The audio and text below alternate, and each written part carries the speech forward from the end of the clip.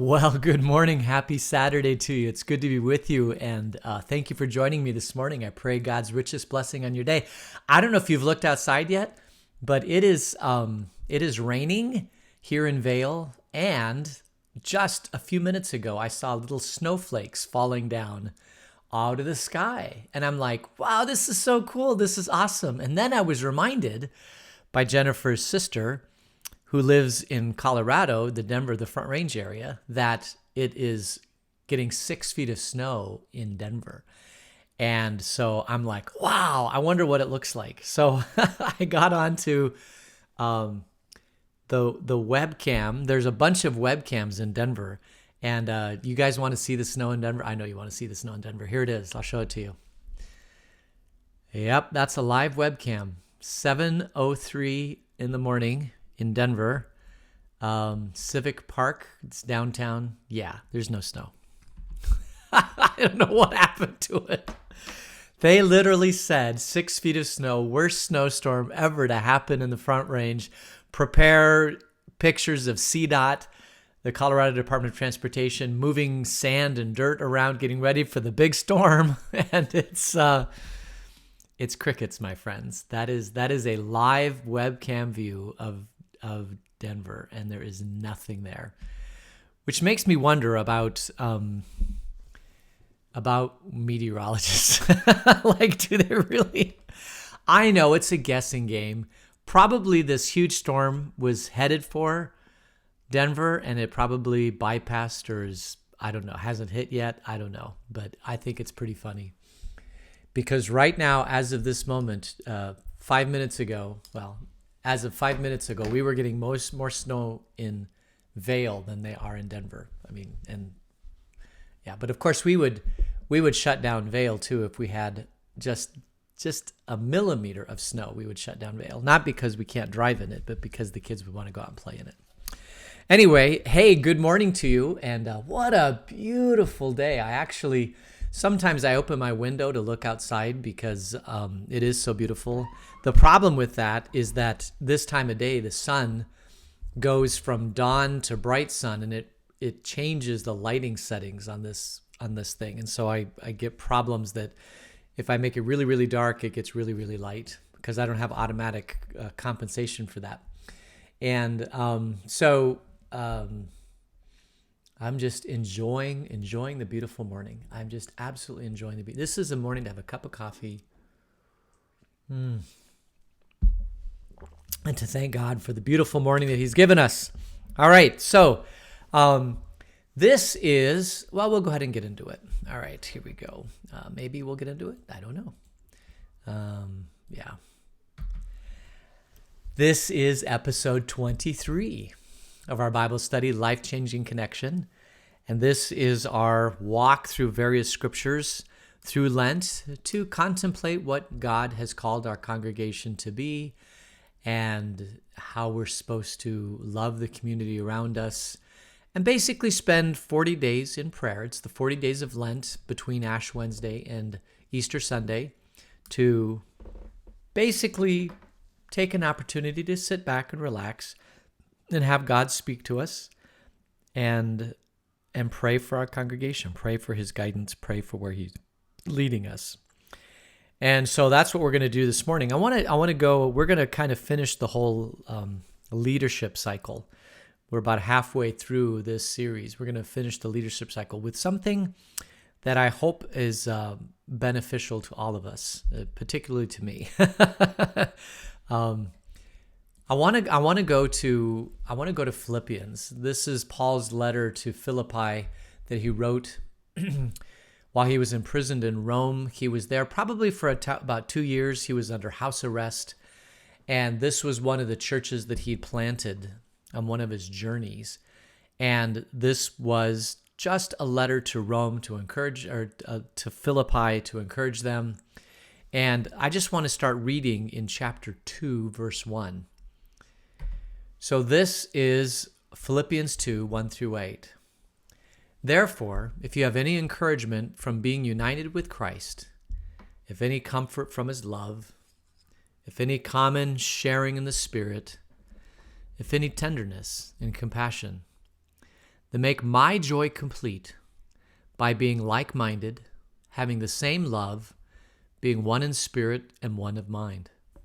Do nothing out of selfish ambition or vain conceit. Rather, in humility, value others above yourselves, not looking to your own interests, but each of you to the interests of others. This is Paul's plea. By this time, most likely, this is the end of. There's some debate as to whether or not Paul wrote this from Rome or other places, but I believe it was from Rome. I believe it was the end of his life, which had been the last 2 years of his life when he was imprisoned in a house arrest in Rome. Now, the house arrest would have allowed a bit of flexibility. He would have had a guard making sure that he was not leaving the city, but he would have had some degree of freedom, actually. He would have been house arrest. He could have had visitors. He could have people come. He might even been able to leave his home and go other places. But Paul, while he's in prison in Rome with this amount of flexibility, was able to continue to do the work of Christ. I mean, here he was in prison under house arrest in Rome, and he's still spreading the good news. He talked to the prison guards. He discussed these things with people that came in. He was able to do an amazing amount of ministry, even though he was imprisoned in Rome. Talk about an amazing man. And why was he able to do that? Part of it is because, I think, of this idea of humility.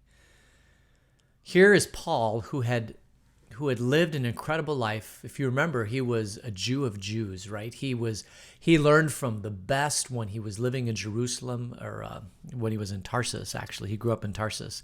But he learned from the best of best. He was a student of Gamaliel. He was very, very credentialed. He was a Roman citizen. He was very well educated. And all of that meant nothing to Paul, because in the service of the gospel, he was willing to kind of put all of that aside for the sake of the gospel, for the sake of the call that Christ had called him to directly, which was to go around for the Gentiles and bring them into the fold and make loving disciples of Gentiles. And that's what Paul did. Can you hear that? That's a train going by. It's a very, very loud train this morning. Maybe it's louder when I've got the window open, but it's there it goes. It's going by. Paul was willing to put all of that aside to share the message of the good news of Jesus Christ to whoever he came across. And you can imagine being one of Paul's stature and one of his credentials, that in prison even, he may have been angry, bitter, upset. Why is a person like me, with such an incredible history for the Christian church, why am I going through this situation? Why is God allowing this to happen to me? And yet Paul put all that aside and said, instead, what can I do to serve the message of Jesus Christ in the situation that I find myself in? And my goodness, if that's not a call to the Christian church today, a lot of Christians are like, why is God allowing this to happen to us? Why are we going through this horrible year-long turmoil and being angry, upset because we have to, oh my goodness, we have to do so much things differently, and we've got so many restrictions, and we've got people on both sides of the equation. Some that say we should completely release the restrictions. Other people saying we should have tighter restrictions, and trying to walk that fine balance to keep people safe, but yet to try to do the work that God's called us to do. And yet with a little bit of humility, Christ has called us to just look at our situation and say, okay, this is the situation you find yourself in. How can you continue to do the work of Christ in this situation?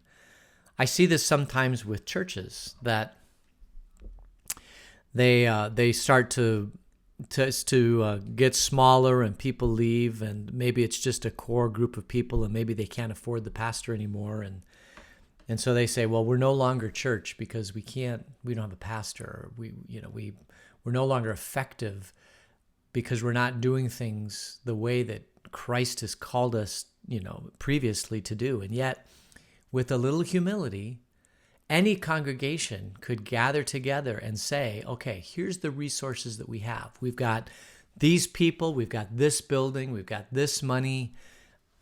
What can we do to further the gospel of Jesus Christ? It does not have to be what people traditionally think of what a church has done in the past, or what even any congregation has done in the past. It could be, what is God calling us to in the future? And that requires humility. Humility, I think, is probably the most underrated characteristic of a leader. Now, I must tell you, in my own journey, in my own story, that I have not been very good with humility. I'm like the worst at humility. And it's probably because, part of it I know is because on the scale, there's this thing we've talked about before. It's called the Enneagram. And in the Enneagram, it has 9 personality types, and you identify kind of what your top personality type is. And mine is called the investigator. And the investigator personality type is basically, I love to think about problems and think about problems and think about problems and kind of come up with solutions. And so when I come up with a solution, I've usually thought about it for a long time. And so at that point, my frustration, or what gets me a little bit angry perhaps, is that when people think, oh, you have no idea what you're talking about, or have you thought about this thing? Have you thought this through? And the fact is usually by the time I get to the point where I'm ready to share it with anybody, I guarantee you I've thought it through. So I've usually investigated from every angle. My problem is that I assume then that I've got 2 problems. One is that I assume that it still is the right solution, that it's the way, forward, or any particular situation. But I am not perfect. Sometimes I can think and then make a decision. It's still the wrong decision. I am not a perfect person. That doesn't happen very often because of the fact that I am an investigator, and I usually stick with the problem until I can figure it out. But even with that, I still can make the wrong decision. The second thing is, and probably even the worst thing, is that because of that, I, of course, I shouldn't say of course, but God blessed me with the ability to exceed very well in education systems, and I was always at the top, with the education system, thinking that I knew everything about everything. And probably the best way to describe that is that when I was in high school and college and beyond, I believed I was God's gift to mankind. Now, this may be you too, right? But I lacked humility in a big way. I really lacked, and I still struggle with humility. It's not my strong suit. And I still, I go back and I tell people that if I had been a pastor, I think the reason why God closed all the pastoral doors to me when I was in my 20s was because if I had been a pastor with my personality, I would have probably destroyed a congregation, which, maybe could be a good thing. Maybe it was a congregation that should be destroyed. I don't know. But a lack of humility can destroy things.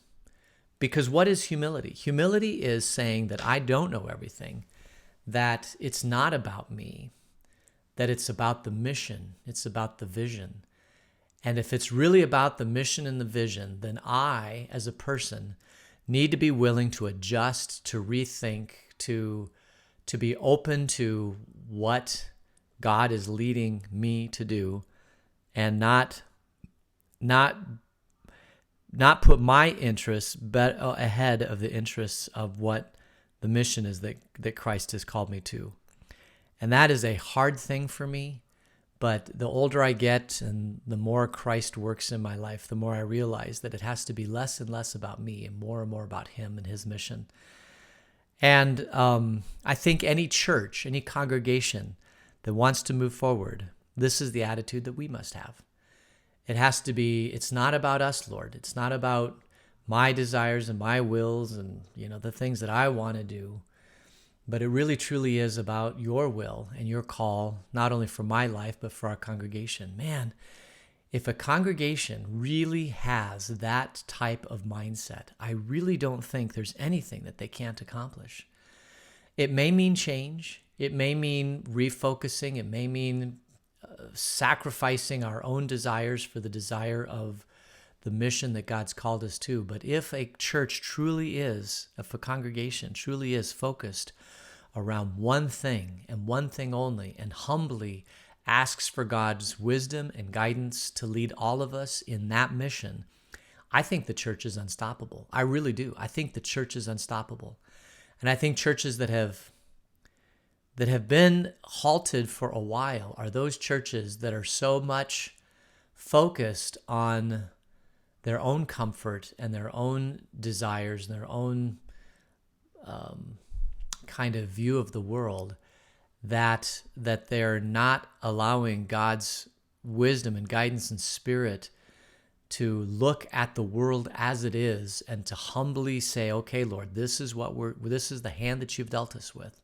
How do we move forward? Paul, in prison, could have so easily said, I can't plant churches anymore, so I'm done. I'm just going to sit here and be angry at God because he's not allowing me to move forward with what I've always been called to do. Even on the road to Damascus, he told me to go plant churches. And I did, and now I'm stuck.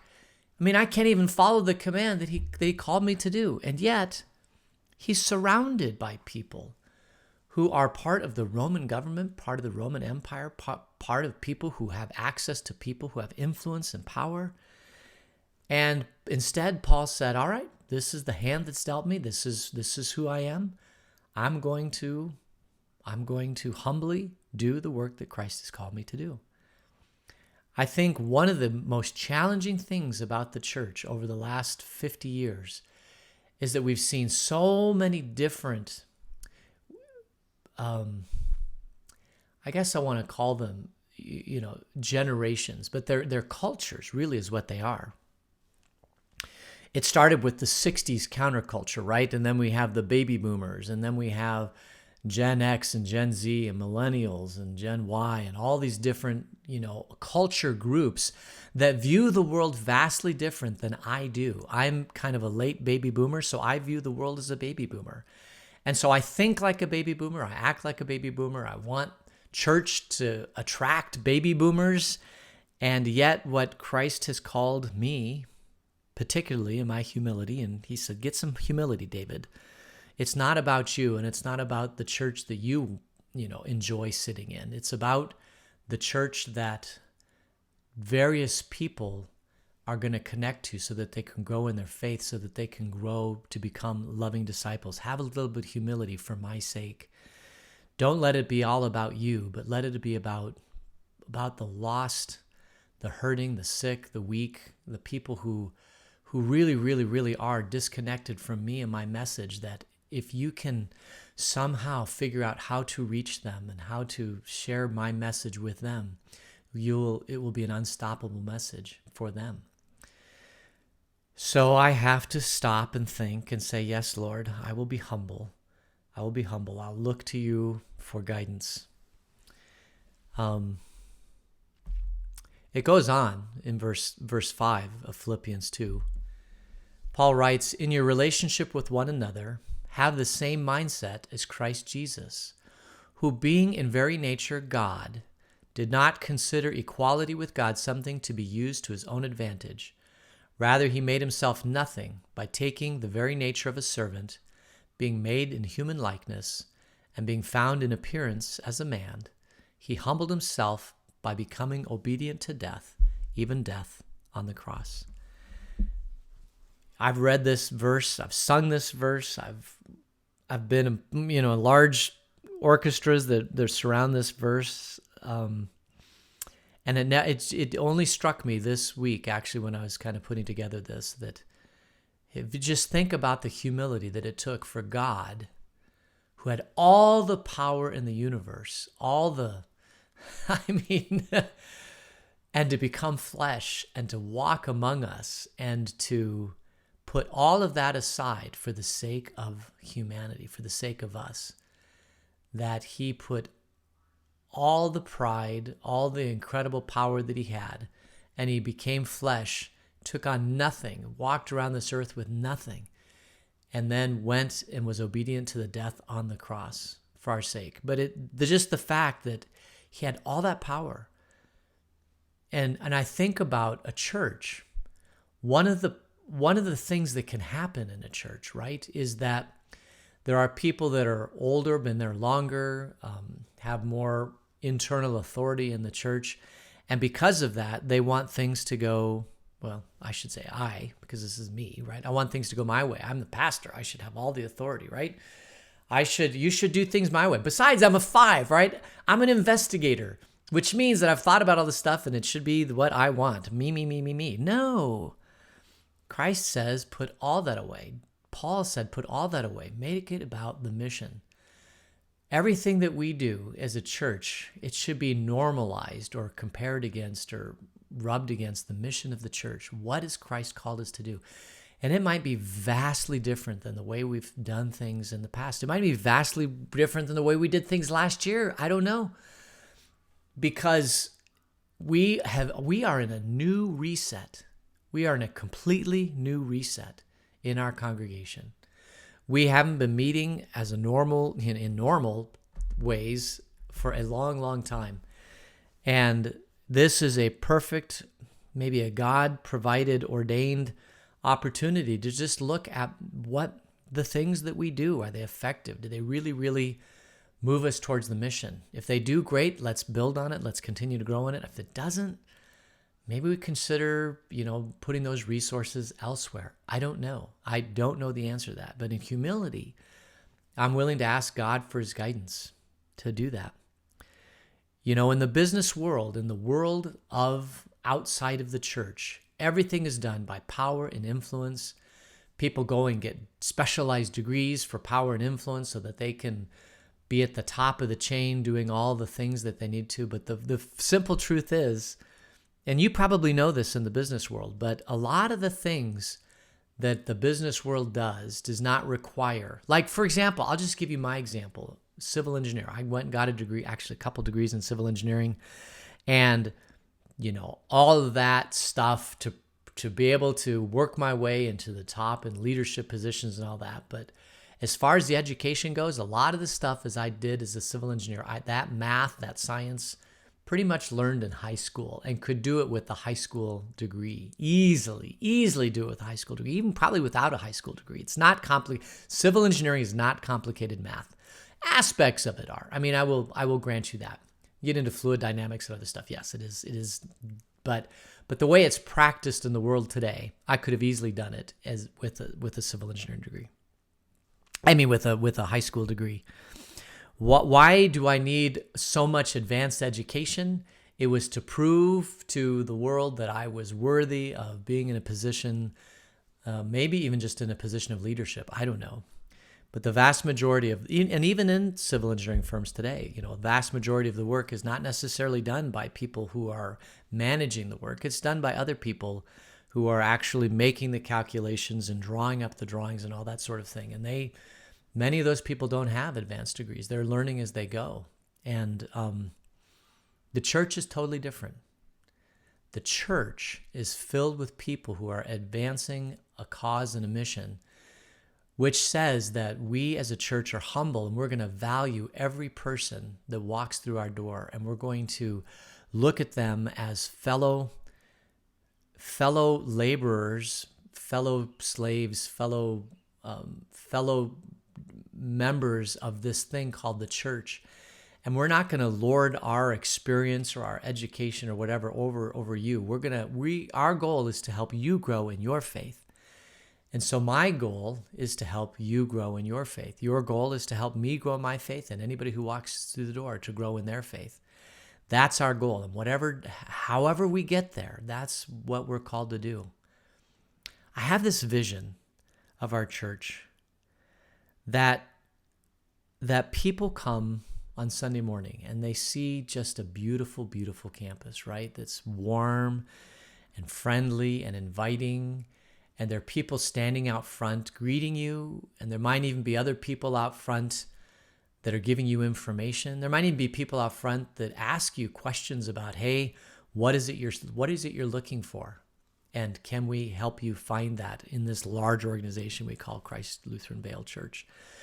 Might even say, hey, let me go over and get you a cup of coffee and we'll talk for a while. Where are you from? Oh, hey, I know somebody else. Why don't I introduce you to that person? And then just, as opposed to a greet, or maybe it's just a host or a hostess that just kind of helps a person get comfortable with a congregation and then project that warm feeling and get them connected to where it is that they want, that they want to get connected to. I think about, we assume that everybody that comes to our congregation on Sunday morning is here to worship, right? That we got to direct them to the sanctuary. But maybe they're not necessarily looking for that. A lot of people aren't necessarily looking for, they've never worshiped before. They don't even know that they want to worship.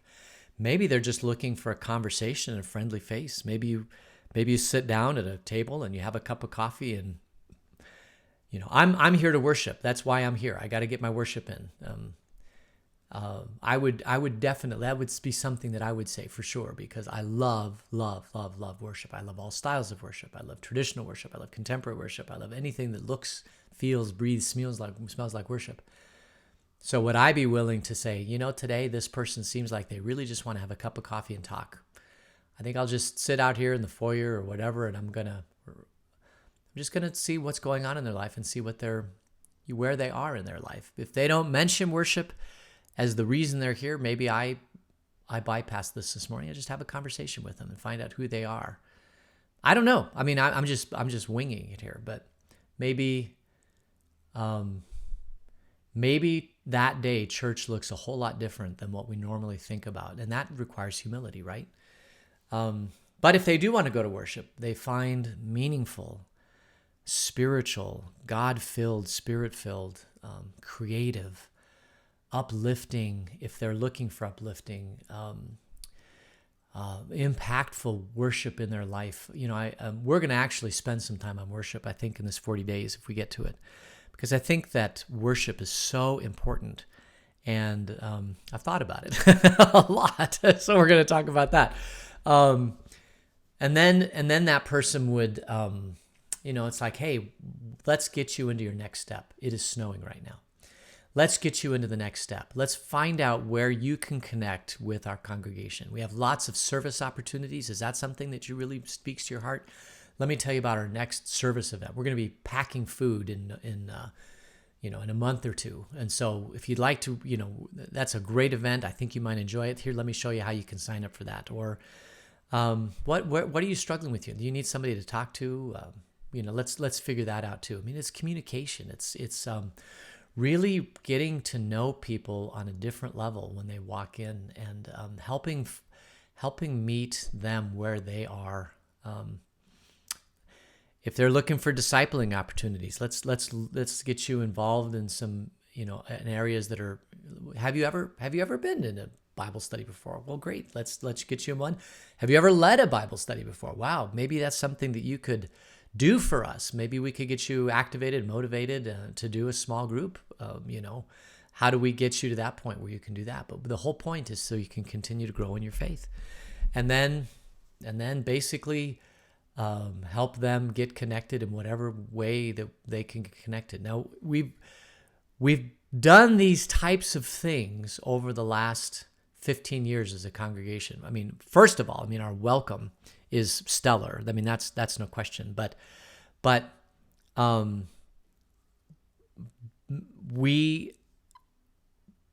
think on Sunday morning, we have to really, really relook at not only the welcome portion, but the hospitality and the host portion.